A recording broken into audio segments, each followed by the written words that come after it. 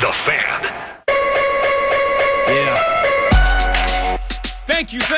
Nick Swardson is coming to Treasure Island. The comedian hit it big after starring in Reno 911, Grandma's Boy, and The Benchwarmers. And now he's bringing the Make Joke from Face tour to the island on Saturday, November 25th. Tickets are now on sale. You can win a pair of tickets by heading to KFAN.com.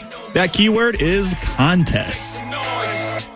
Get him, Jay. Who you know fresher than Ho? Riddle me that. The rest of y'all know where I'm lyrically at.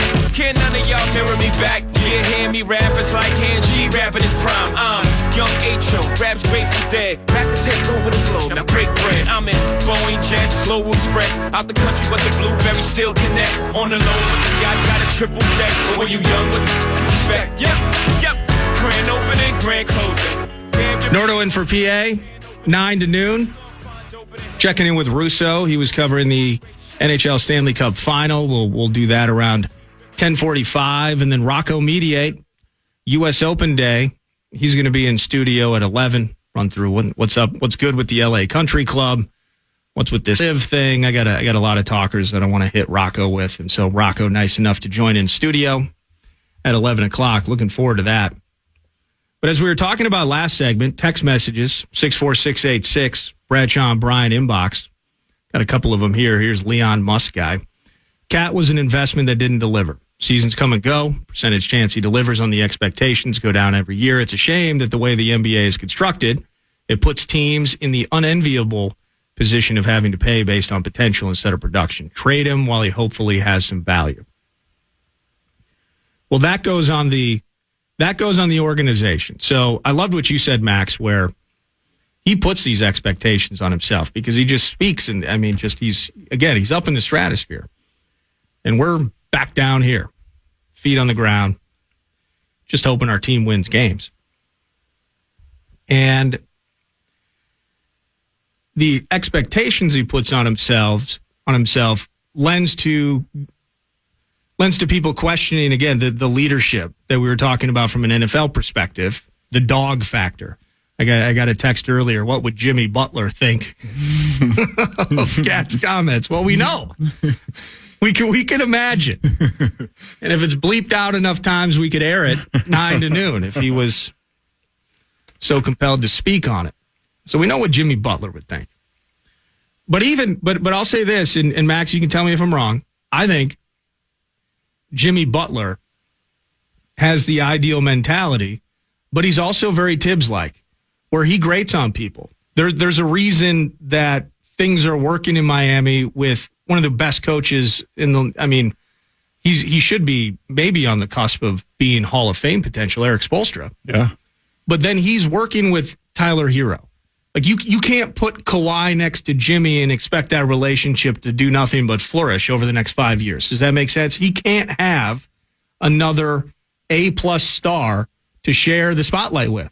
Yeah, I mean, there's a reason this is his fourth team in the NBA, and every single time he left town for all the other three teams, there was fingers being pointed, and they didn't use me right, and consternation here and there, and this and that. So, yeah, I totally agree with you. There's a reason Jimmy's working in Miami, and it's because he's the alpha dog in Miami. He's the absolute bona fide alpha, and it's not even close. You got Kyle Lowry, who's won a title, but he's just chasing dreams and some playing time with that dad bod on the court coming off the bench. And then it's Gabe Vincent and Caleb Martin and Max Strus, and you're watching the finals, and you're going, who? And that's why Jimmy is flourishing down there. So as much as I love Jimmy, I truly do, Jimmy has issues too. Jimmy is not the perfect player. Jimmy now coming up short in the NBA Finals. What was it, 2020? And then now most recently. So twice in the last 4 seasons. He's found his way there, hasn't been able to close on it. And he has his own issues. But the expectations that Cat forces us to have on him with the things he says, that doesn't help. But to the text, not delivering. The franchise hasn't been delivering for Cat for the duration of his tenure here. And just when you started to feel there's a changing of the guard, you got new, fresh ownership, guys that want to invest. You got a Pobo that, by the way, I mean, you just watched Jokic raise the trophy Tim Connolly, his work and his decision-making is all over that title in Denver. So he comes from a spot where on his resume, people are going to be like, wow, look what you did. It's a hell of a magic trick he found in the second round with Nikola. But now he's here, and then I think it's only becoming clearer by the day, and we'll get another shot at it here this fall, that this Gobert thing sucks. As of now, it sucks. It's awful. So that has to be the ultimate 180. But living in the stratosphere, not being supported by the franchise, there's a multitude of things that go into this conversation. But every time I want to defend Cat, he says something else. Now, I don't know if you heard this one, Max, but on the Pat Bev pod yesterday, I was kind of tooling around trying to find that audio of him changing the game. And I found this where Cat says, that the work that he and Pat and the Wolves did together, getting to the playoffs, losing in 6 to Memphis, that was more impressive than the Nuggets winning the NBA title. Let's listen. I don't care how you say it. Like, it was a reason the Denver Nuggets won a championship. I just played them in the playoffs, bro. They was telling us our plays. They were like, all right, yo, they don't even talk. They go right to an area and the person was just randomly right there. I'm like, how is this possible? But they also was one of the things that, like, you see, it was more special what we did in Minnesota because we had like a month, and then we had training camp, and it was like, you better figure it all out right now. Yeah. And we really figured it out quick. Yeah. Think about it. They had what? Jokic's been in the league 4 years. If you think about it, 4 years, we got it done in 4 months. What Karl Anthony Towns and Pat Beverly did a couple of years ago with the Wolves was more impressive, more special, I think, to be honest in the quote. It was more special than what the Nuggets just did with, I believe, first time you've had 2 players on a team averaging 25 plus points a game throughout the duration of the playoffs. I don't have, I wrote it on a bar napkin somewhere, the myriad things that Jokic has done that no one else has ever done. What Pat Beverly and Karl Anthony Towns did a couple of years ago, bowing out to the Memphis Grizzlies in the opening round, but they did it in 6. It wasn't a gentleman's sweep. We had Jordan McLaughlin out there for the final 6 minutes of an elimination game because D'Lo was shooting him out of it. Can't guard Bane, Dillon Brooks, the ultimate pest, Jaren Jackson blocking everybody. What they did, losing in 6 games, was more special than the Denver Nuggets winning a title. So, trade value, again, it's the multitude of ways that you can judge this situation with Karl. If there's a maturity element that at some point takes place with him, and it truly becomes Anthony Edwards' team, then the biggest problem on this team simply is how we make this Gobert thing work. Let's get McDaniels some bucks, and this bench is just freaking hideous. So we got to figure all that out. Point guard probably at the top of the shopping list for Pobo and company. But if he can't come back down to earth, then maybe a change of scenery would do everybody some good. Just unfreaking believable. When we return 9 to noon, I got some clips from Kirk Cousins, his press conference yesterday. A couple of interesting things. He's got that Netflix doc coming out early next month. And then he mentioned Dalvin in the presser. He mentioned his contract in the presser. That's all part of News de Nord, happening a bit early today. Max will be on the mic for that. But that's what's up next, followed by Russo into Rocco Mediate on a Thursday. Nordo 3, The Fan.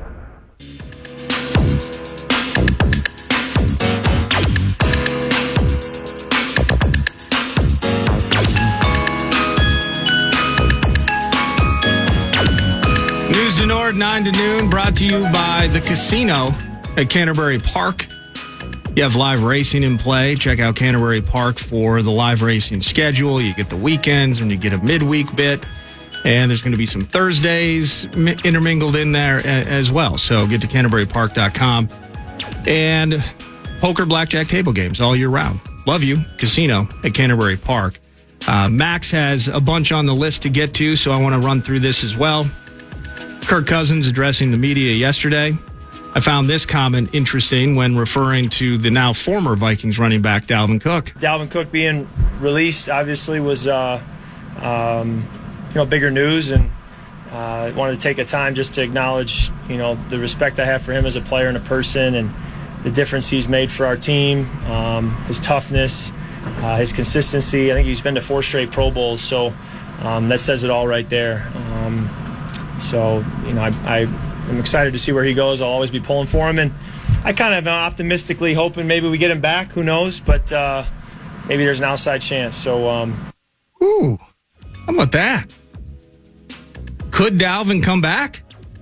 Well, Dalvin, I don't want to put him in the same plane as what we just heard from Carl last segment.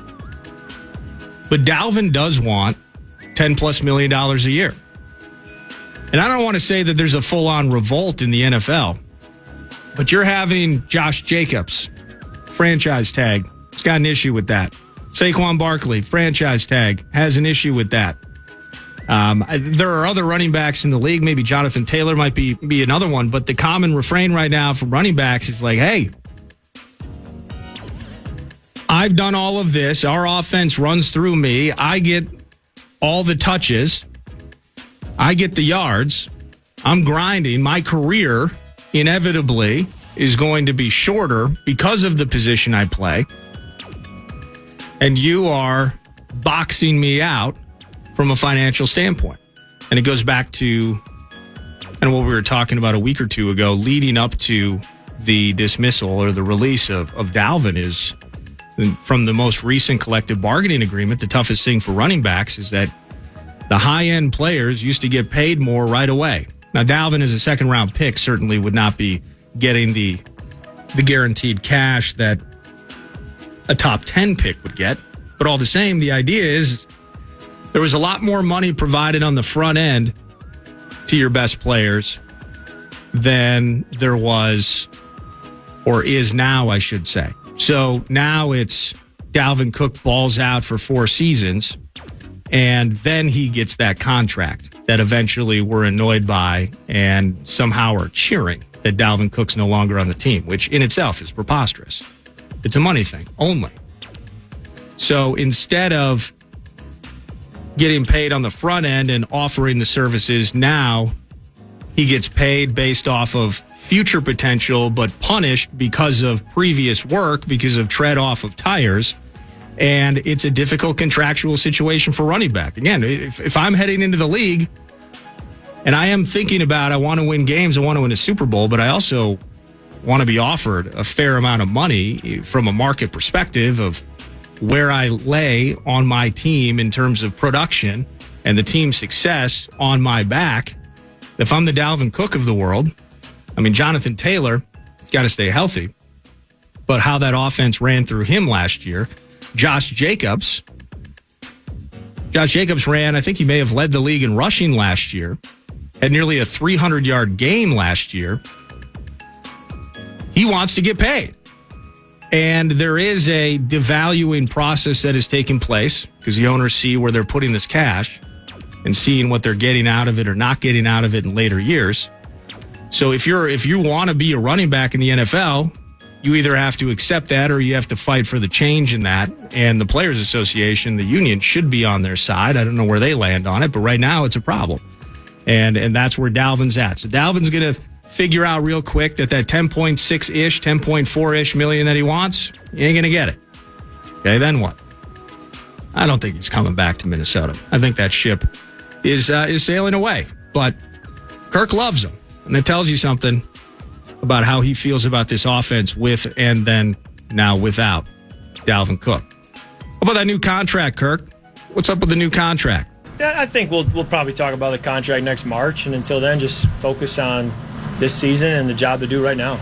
Oh, okay. Well, I was kind of hoping for an update, Kirk. You know you're going to be a free agent next year. This is the first time in your Vikings tenure you've actually gotten to play under the same coach, same scheme, majority of the same players. some continuity there. That was a term we used to use on a regular basis, 9 to noon. Continuity in the offense. Whatever happens with this defense, we know that KOC's got this offensive side of things running smoothly. But he's going to want to get paid. And he's absolutely going to kick ass this year. It's going to be very expensive.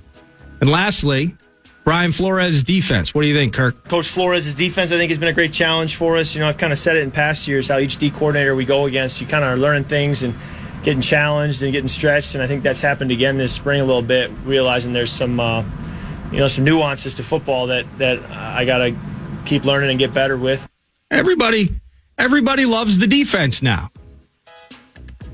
I mentioned it yesterday after that culture change that took place with the regime change, KOC and Kwesi coming to town, and how everyone was on cloud nine. That's how everybody is with the defense right now. Going back to Vikes Bites, winning on the margins. The defense can't get worse. That's what we say. We're crossing our fingers. It could potentially be worse. All signs point to it not being so. And Kirk very happy about it. News to Nord, Max, you take the wheel. Should probably turn my microphone on first. The Twins rode a 4-run third inning to a 4-2 win against the Brewers in yesterday's series finale. Joey Gallo, Trevor Larnach, and Carlos Correa all drove in runs to help the Twins complete their sweep of Milwaukee in this series. Speaking of Correa, he's gone from 0 to hero over the last 6 games with 2 doubles, a triple, 3 home runs, and 10 runs batted in. Starting pitcher Bailey Ober did his part as well, recording a season-high 7 strikeouts over 6 innings. The Twins have won 4 of their last 5, and they're back in action tonight as they host the Detroit Tigers, who are on the opposite end of the success spectrum, dropping 9 of their last 10. Correa's got his groove back right now. And in some ways, maybe it just takes the dam-breaking moment, the walk-off home run he had a couple nights ago. And then yesterday, the triple, he's got the finger wag at people right now. Correa's feeling it. He's on a bona fide heater, so we dig that. And that's what we were waiting for. So in a game where this team now, over the course, if it's a sample size game, and this offense has been undoubtedly awful for the duration of that in totality, but it's had moments like it's had the last couple of days, I can't get excited yet about the grand turnaround. I'm really excited about this 10-game home stretch, though. You're 2 for 2. Now you got Detroit. You'll have Boston in the mix as well. Similar records with Boston. However, our team's leading the division. They're in the basement, but that's a different thing. Pitching's good. Take advantage of these opportunities. The schedule is lightened. Now it's time to mash a little bit. So go after the Tigers. Let's get at least 3 or 4 into next week against Boston and move on from there. Aaron Rodgers apparently did not want to be the heir apparent to Tom Brady in New England, as reports have emerged that the Patriots made an offer for Aaron Rodgers a few months back when he was still trying to make his decision on whether or not he would leave Green Bay. But they were promptly told that he ain't playing in New England. He's going to be a Jet.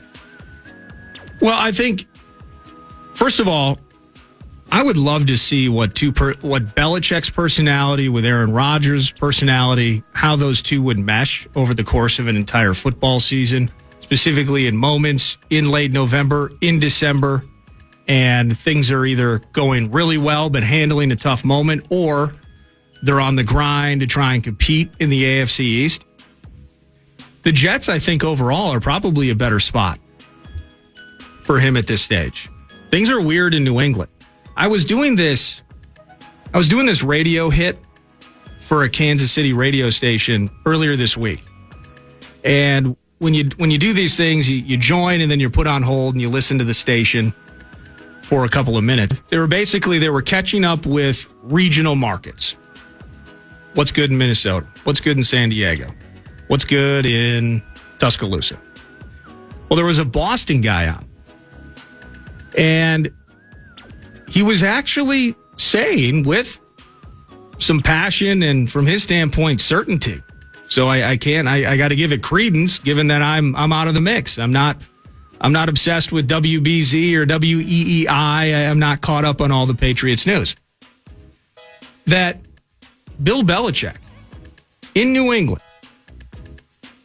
is on the hot seat. Oh my gosh, you are above average at that. What? That he's on the hot seat. That Patriots fans who enjoyed 6 Super Bowls and save for a 2008 season when Brady was Bernard Pollarded and was out for the season. They've enjoyed consistent domination for 2 decades. But now they're just another team, mediocre. And Mac Jones and the issues that persist there and all of those things. I was just kind of shocked by this. Now, I would have thought that the 6 Super Bowls, and it's a business of winning. It's the business of, if you're Robert Kraft, adding a Lombardi painted decal to the back of your private plane, and then getting a smaller plane so you can land nearest to Jupiter, Florida, and do other things. But the business of winning, I get it. How in the hell is Bill Belichick in his seat ever hot?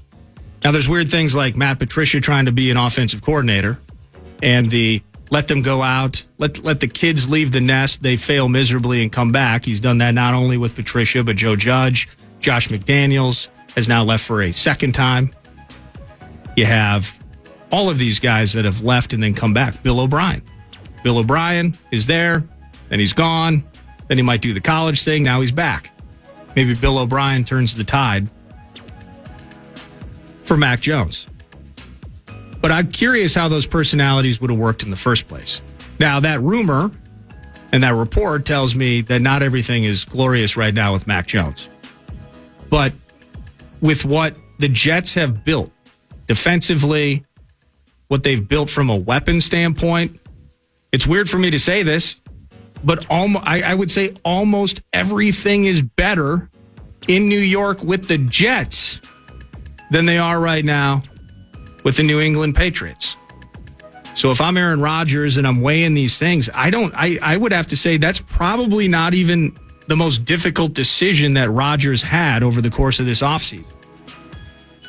The Jets are a better team and are more positioned to win games and maybe playoff games right now, and they've since obviously gone all in with 12, than the New England Patriots are. It's blasphemous to say. I think it's blasphemous to say that Belichick's on the hot seat, but blasphemous to say in some ways it feels that the Jets are actually a better built team at this moment than the New England Patriots. It's absolutely wild.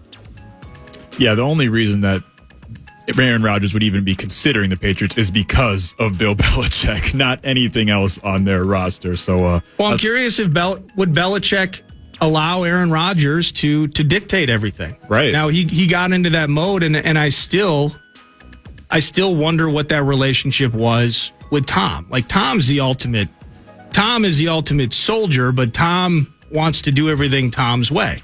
And, you know, Bruce Arians, that success that they found there in that Super Bowl win they had in Tampa was everything they did was dictated by a different number 12. So Rodgers goes there.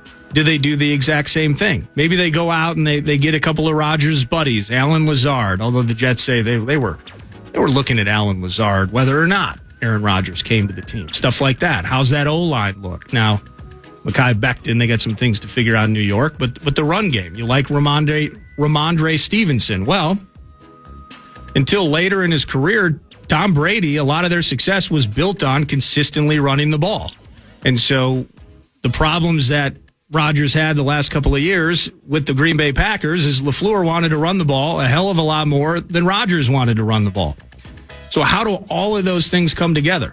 So I think there's an allure. I'm with you there. There might be an allure to playing for or with Belichick, but still, how do the dynamics go, and how much is the old man willing to give up or loosen the reins on for Rodgers? I just see that.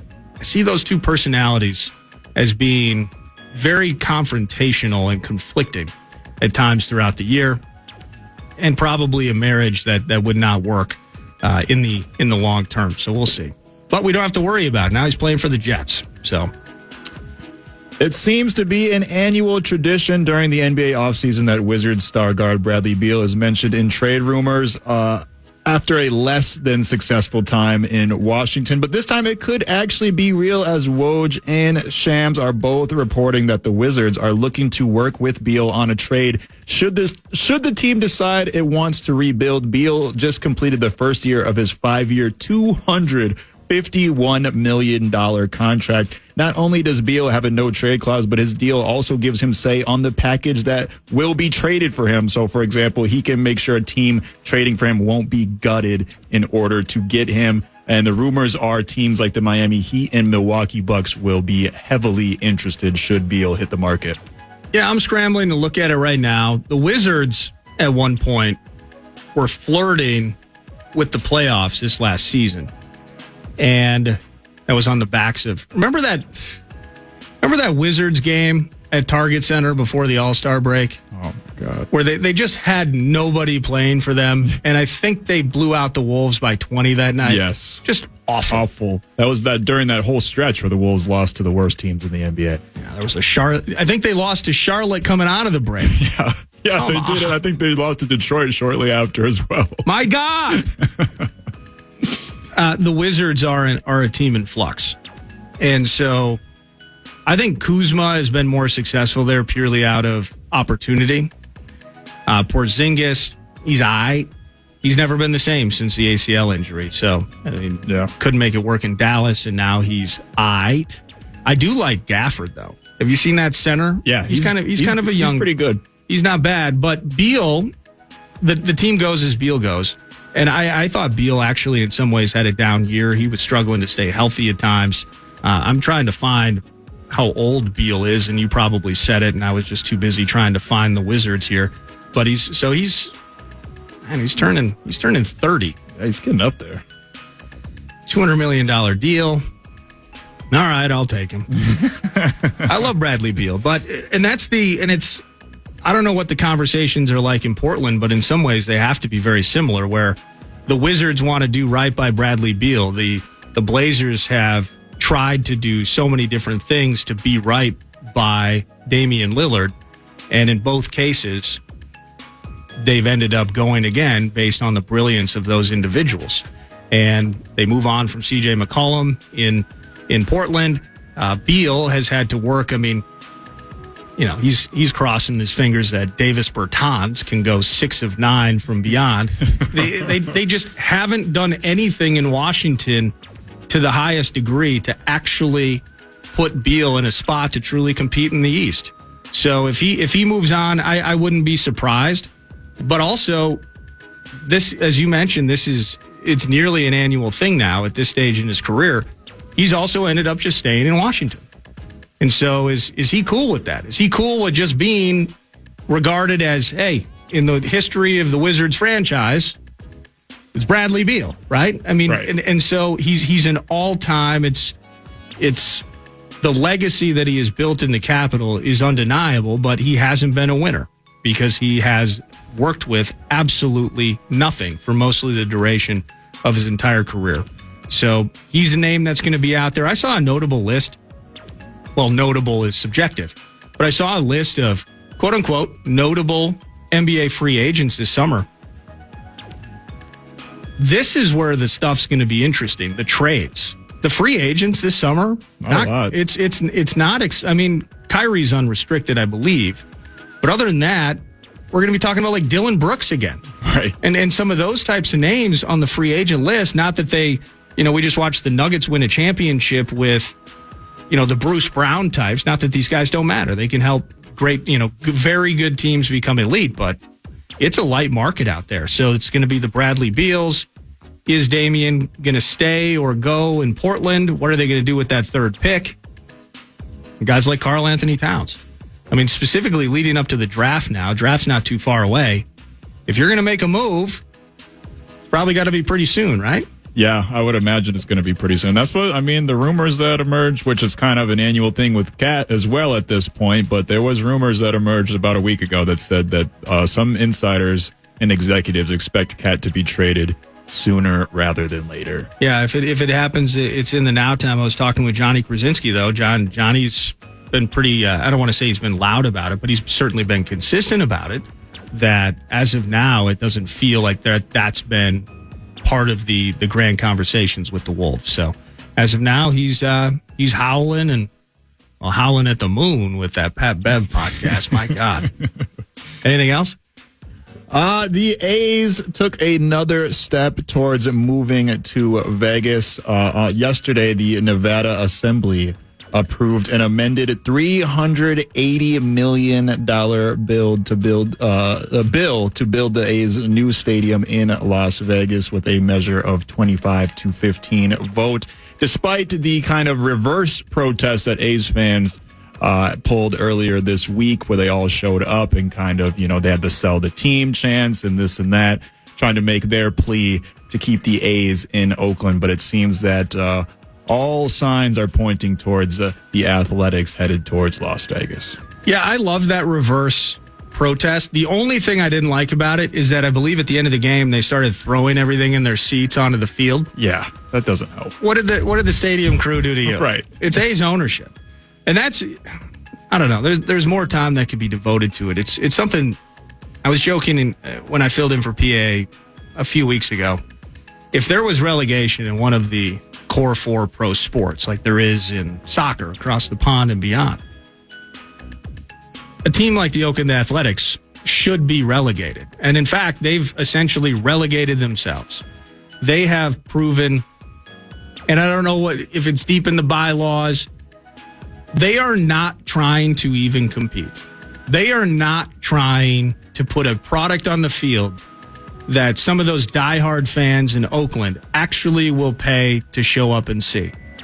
They are just waiting for, while having to pay maybe some sort of, obviously with the new stadium, they're going to have to pay a fair portion of that. $300+ million ain't going to get it done for a brand new complex in the 702. But the Oakland A's owners have slapped their fans in the face, and they are going to profit greatly from it. There is no consequence to this. They will move to Vegas. They will probably get some fans, certainly, that stay loyal and local. The Raiders have had to kind of go through some growing pains, but they're still selling that place out. It's in Vegas. Get some ticket comps from the hotels. People are showing up. Cornucopia of jerseys, not completely London-like, but certainly more diversity of fan bases in town at Raiders games. But the Raiders have done nothing but profit after being unable and in some cases unwilling, not just with the team, but at a league level, to work with the city of Oakland to make something work on a new stadium. And the Oakland A's have just been paying attention, and they are doing the exact same thing. And it's disgraceful. It's absolutely awful. And I feel terrible for Oakland A's fans who, some of them old enough certainly to remember, World Series victories. Now, you think you've been waiting a while as a Twins fan. The A's have been waiting even a bit longer than that. But all the same, the Moneyball thing, we're just so enamored with how they did things and it was cool for 1 year. Just a disaster and an awful franchise. And there's no consequence. They're just going to make money. They're going to move and set up shop somewhere else. And the fans in Oakland are going to be left holding the bag. It's not too dissimilar when Stan Kroenke moves the Rams to L.A. The city of St. Louis still had a $60 million bill for the Edward Jones Dome. And then it got caught in litigation just trying to pay off the freaking stadium. So you live in St. Louis, you lose the Rams, and part of your taxes are still going to a stadium that an NFL team no longer plays in. Those things happen.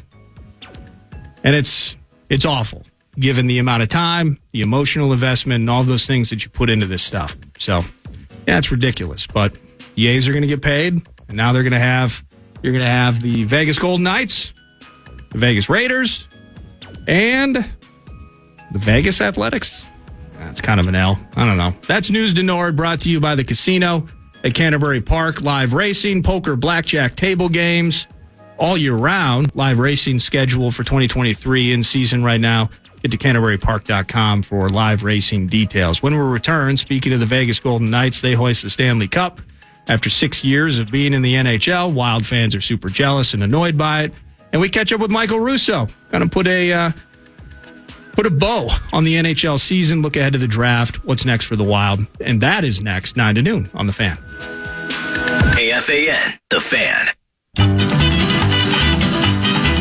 Hell yeah, let's jump right into it up against the clock. I apologize for making Michael Russo wait. Michael Russo of The Athletic, most recently in Las Vegas covering the NHL Stanley Cup Final. How you doing, Mr. Russo? I'm doing well. How are you? I'm doing great, thank you. How was it being able to be close to and in the 702 after just 6 seasons in the league? The Vegas Golden Knights hoist the Stanley Cup the other day. Yeah, I mean, I'm sure that fans in other markets, especially here, wasn't exactly thrilled by the scene of that. But being there, I mean, what a party it was. First of all, they beat the crap out of Florida in the final game. Florida looked way, way under the weight class of the Golden Knights, and they came out ready to play and just absolutely dominated. But and what that created was just pretty much a 2.5 hour party in that arena. I mean, it was just the anticipation for the cup was just pretty much an hour and a half long, just because the game got so out of hand. And man, did they not disappoint with the party there and then the party after. And I'm sure the scene at the parade this Saturday will be incredible too. It's gonna be pretty epic Saturday night along the Strip in Vegas. Yeah, no doubt about it. Now, Jonathan Marchessault, your recent article on him, I believe you did this yesterday, and as you framed it up, from undrafted to Conn Smythe. And this kind of plays into the route I'm going with this from an expansion draft perspective and kind of the evolution of that process, bringing teams into the league. But Marchessault certainly has gone from obscure who to being one of the main players now on a title-winning squad. Yeah, and look, I mean, he had a great year in his final year in Florida before they got rid of him. They just didn't want to pay him. And, like Minnesota, with the way that things are manipulated here to keep Matt Dumba, and here, please take Eric Holla, and as a gift for that, we're going to give you Alex Tuck. It happened to other teams as well. Florida gave them Riley Smith and Marchessault. Anaheim gave them Shea Theodore. Columbus gave them William Karlsson. And so on and so on. So, George McPhee was able to take advantage of a lot of teams 6 years ago, something that Seattle wasn't able to do 2 years ago. And I think that with Marchessault in particular, he is just always plays with a chip on his shoulder. He is a guy that was undrafted, unsigned, unprotected. It just seems like every single year before he got to Vegas, he was discounted. And now he's gone there, and he's just been a consistent goal scorer for them throughout. He seizes the big moments in every single postseason. He's played in every single postseason game they've ever played, 88 games, and he's leads them in goals and assists and points and power play points and shots and everything for that franchise in the playoffs. And one day he'll be having his number probably raised to the roof there at T-Mobile. He's just been a great, great performer for them. So as Bettman's looking back on this season, and I saw a report come out, I think it was yesterday as well, that this was from a ratings vibe, no original six in the mix, and it's not Boston Bruins, Canadiens. Canada probably stopped watching a week and a half ago. As you look at that, and then you think about Vegas and how quickly they rose to prominence, how is there a level of frustration in terms of, you get a new name in the mix from a title winning perspective, but you're also, you're looking at an absolute ratings hell in terms of the revenue that they were able to build off of this finals matchup. Yeah, I mean, the only thing I'll say is the one thing about hockey is that fans are very tribal about their own teams, and ratings are often down in the playoffs, no matter who's in the finals. Now, maybe if the Leafs get there or Montreal or one of the New York teams, that changes. But usually the ratings are just, a lot of these Stanley Cup Final games and playoff games are watched mostly by the markets that are in there. And then you add into the mix maybe Buffalo and maybe Chicago and maybe Minnesota. But pretty much the ratings are always down for some bizarre reason. It just seems to be the way that hockey fans are. They love watching their teams, but not other teams. This was not a very compelling Stanley Cup Final. Florida was probably one of the worst Stanley Cup finalists that have been there. They were extremely banged up as well. And it played out that way. But I think the bigger issue to me with the playoffs that they've got to figure out is why was this such an uncompetitive playoff? Not only the upsets and all the teams that went for it in the Eastern Conference and gave up boatloads of assets that weren't even able to get out of the first or second rounds. But every single series had blowouts galore throughout there. Somebody asked me on Twitter a week ago, why are referees giving out 10-minute misconducts like candy? And I'm like, well, I think that they're doing it because all these games are getting out of hand, because every single series have had 3 or 4, 6-1, 7-1, 8-1 type games. And that to me was the most, frustrating part of this postseason. I thought it was really, lacked entertainment. I thought it lacked, competitive games. And it came down that way in the finals as well. I mean, there was one overtime, but most of the games weren't very compelling. And then the last game was a blowout. So I don't know if that is reflected in the ratings as well. But, a game like the other night, yeah, you're excited to see the cup awarded. But when the game's not competitive, you're probably tuning into something else. So in some ways, maybe then this is a don't overreact. Because I would say that this is sort of an outlier. I'm glad that you mentioned all the blowout games, but that's not something that is normalcy. You know what I mean? Yeah, no, and look, but to your other point, in terms of overreacting, there's not much you could do, right? I mean, you can't retract teams. There are 32 teams. A lot of them are untraditional markets. And the only way to fix this is that for teams like Boston not to choke in the playoffs, teams like Toronto not to lose in the first or second rounds every year. There was a former goalie on Twitter that ripped into the finals going into it, and that goalie is from Boston. And my retort was, well, there was one way to fix this: Boston and Toronto not to lose. You can't blame these other teams for playing and trying to win. But what happens when that happens is that you look and you see a team like Florida, and other than Matthew Tkachuk, maybe nothing in that lineup that's going to cause other just maybe casual hockey fans or just fanatics about their own specific team to actually turn it on and watch. Where I think there was a lot of compelling things about the NBA Finals, with Jokic and the Nuggets winning for the first time, and obviously the glitz and glamour of the Heat. So I haven't looked in depth at the differences between the ratings between the NBA and the NHL, but usually it's markedly different when you get to this stage anyway.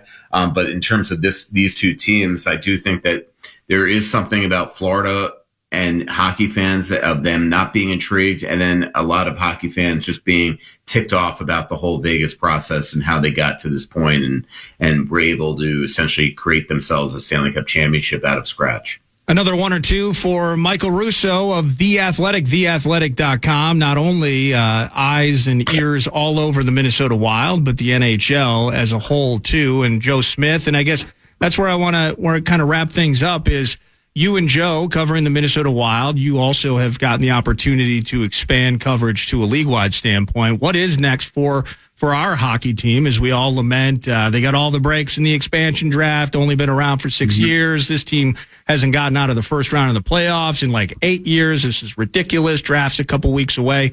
What's next for our favorite hockey team? Yeah, well, again, I mean, not to go reverse to the Wild's postseason, but that was the most frustrating part of the Wild's playoffs, is that I do think they were good enough to get by the first round, and then who knows what could happen. But as far as what's next, they've got to get their own players signed right now. They're continuing to work on Philip Gustafson. Things continue to be status quo right now. Joe wrote a story on the stuff that he's hearing heading into the draft, which is June 8th and 9th in Nashville. And as of now, things remain status quo with Philip Gustafson. They're not getting closer to a contract unless things change here in the next couple of days.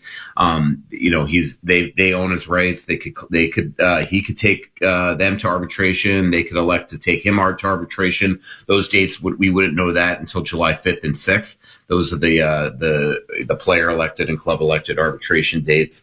And the Wild are, I fully expect that they'll sign Gustafson to either a 1 or a 3 year deal or elect to take him to ARB, which then the award would probably be 1 year there as well. Next up is Duhaime.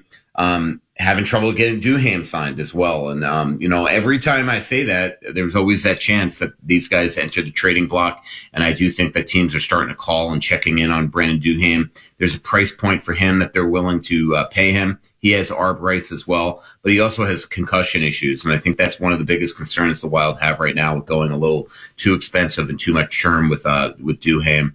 They have to make a decision on Sam Steele on whether or not to even tender him a qualifying offer. That will come around the draft as well. And then they have to decide on guys like Kalen Addison as well and whether or not they're going to trade him. So Bill Guerin met with Alex Goligoski recently. Goligoski is on vacation right now, has to decide, or is getting back from vacation, has to decide whether or not he'll give, if it's even worth Bill Guerin exploring a potential trade, because he's got a full no-move clause as well. So things are pretty quiet right now, but definitely picking up with the draft coming up here in the next couple of weeks.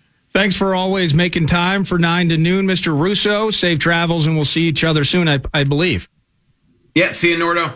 Thank you. That's Mike Russo, The Athletic, at Russo Hockey via Twitter. Final hour around the corner. It will be streamed thanks to our friends at Quantum Fiber. Mediate is in studio. It's U.S. Open Day, so let's talk some golf with Rocco. That's Final Hour. Nordo.